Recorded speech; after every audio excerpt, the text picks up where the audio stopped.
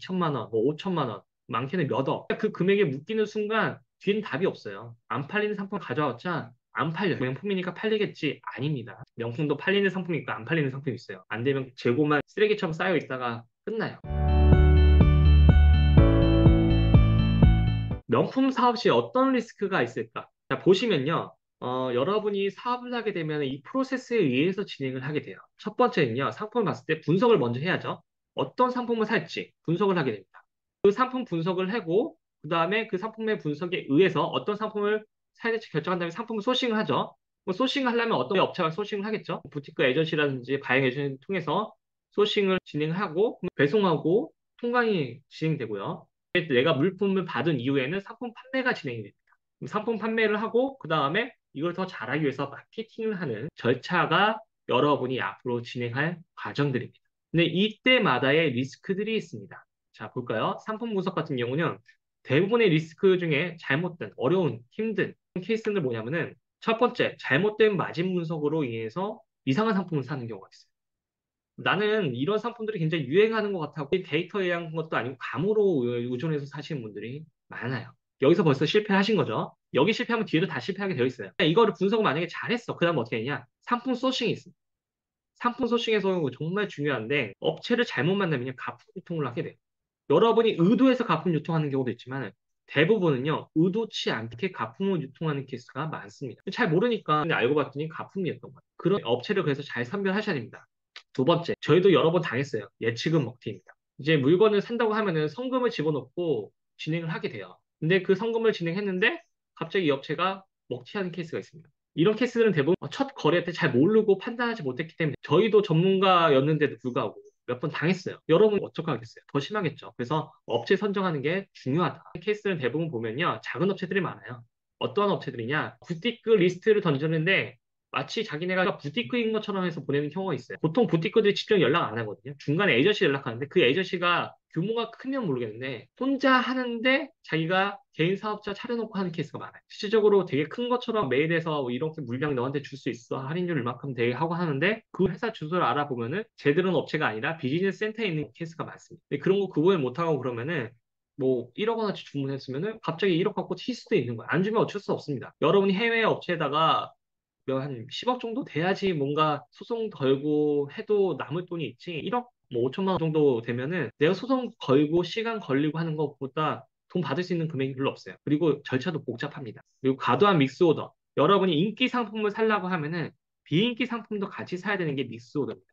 끼어 팔기라고 해요. 이런 것들이 당연히 있긴 합니다. 공급하는 업체 입장에서도 인기 상품만 팔 수가 없으니까 어느 정도는 끼어 팔기 하는 거와 당연하긴 한데 과도하게 하는 것도 있어요. 근데 그걸 모르고 인기 상품 사고 싶다고 해서 비인기 상품을 많이 사게 되는 순간 자금이 묶이게 됩니다. 상품 소싱에서 실패하게 되면 또 뒤에서 다 문제가 되는 거예요. 자, 그럼 여기까지 잘했어. 그러면 어떤 문제가 또 생기냐? 이런 케이스가 있어요. 택배 도난 당한 이거는 이제 구매 대행 쪽에도 많이 발생되는데 실제적으로 저희가 생로랑 했는데 상품이 도착 안 한 거예요. 근데 직원 중에 한 명이 나른 것 같아요.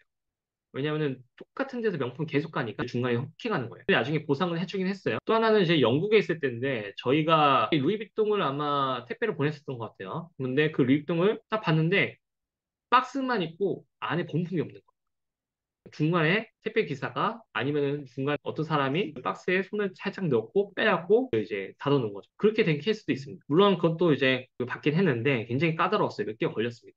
그리고 통관 이슈가 있습니다. 이 부분이 더 크긴 한데 여러분이 진행을 했을 때 이 통관에 관련된 지식이 없으면은 문제 소지가 많아요. 어떤 게 있냐면은 기본적으로 메이드 인 이태리나 이런 것들을 제대로 적어야 되는데 만약에 메이드 인 차이나인데 이태리를 적었다.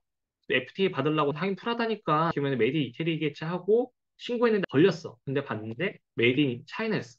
그러면 이전 것까지 다 돈을 물어야 되고 거기에 대한 또 벌금과 하면은 지금까지 번 돈이 쭉 사라집니다. 통관이 중요해요. 그래서 이런 쪽에 잘 모르시면 안 돼요.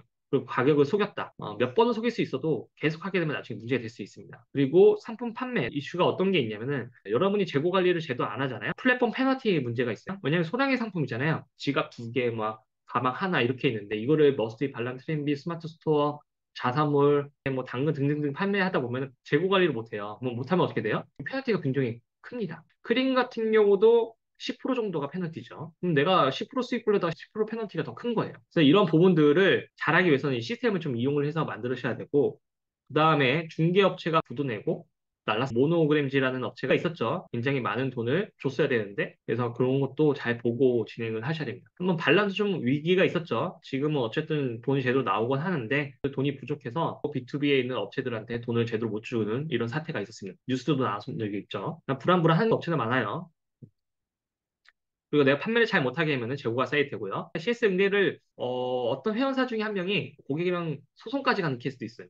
그렇게까지 갈 일이 없거든요. 고객이랑 감정 싸움 할 필요가 없습니다. 근데 잘못된 CS 응대하게 되면 여러분이 약자가 되는 케이스가 많기 때문에 안 하시는 게 좋고요. 그 다음에 마케팅에서 어떤 문제가 있을까요? 여러분이 브랜드 판매를 한다는 거는 쉽게 판매하기 위해서 브랜드 판매를 하는 거거든요. 이미 알려져 있는 상품. 근데 그걸 모르고 내가 띄워야 되니까 이거 광고비 많이 써야지 하는 순간 지출이 굉장히 가다해집니다. 왜냐면 저희도 초기 때 잘 몰랐을 때는요. 반란 머스 TMB가 한 사람당 그때 5만 원 정도 썼어요. 그 판매 전환율을 높이게. 걔네랑 같이 경쟁해서 광고비를 쓴 적이 있어요. 메인 키워드 갖고 하는 순간 순식간에 나와요.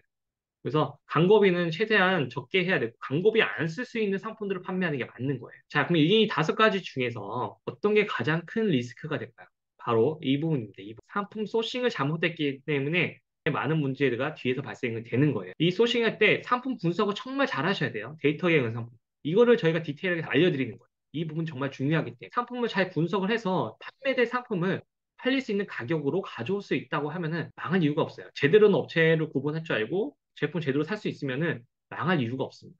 근데 여기서 잘못 꼬이게 되면은 한두 푼이 아니잖아요. 2천만 원, 뭐 5천만 원, 많게는 몇 억. 그 금액에 묶이는 순간 뒤에는 답이 없어요. 안 팔리는 상품 가져왔자 안 팔려요. 명품이니까 팔리겠지? 아닙니다. 명품도 팔리는 상품이 있고 안 팔리는 상품이 있어요. 안 되면 재고만 쓰레기처럼 쌓여 있다가 끝나요. 실질적으로 저희 교육 듣기 전에 이제 다른 데서 듣고 잘못 사입을 하셔. 저희한테 물건 팔아달라고 오신 분도 꽤 많아요. 왜냐면 앞부분에 대한 교육을 제대로 안 됐기 때문에. 그래서 제가 말씀드리고 싶은 거는 이 상품 분석, 소싱이 중요하다.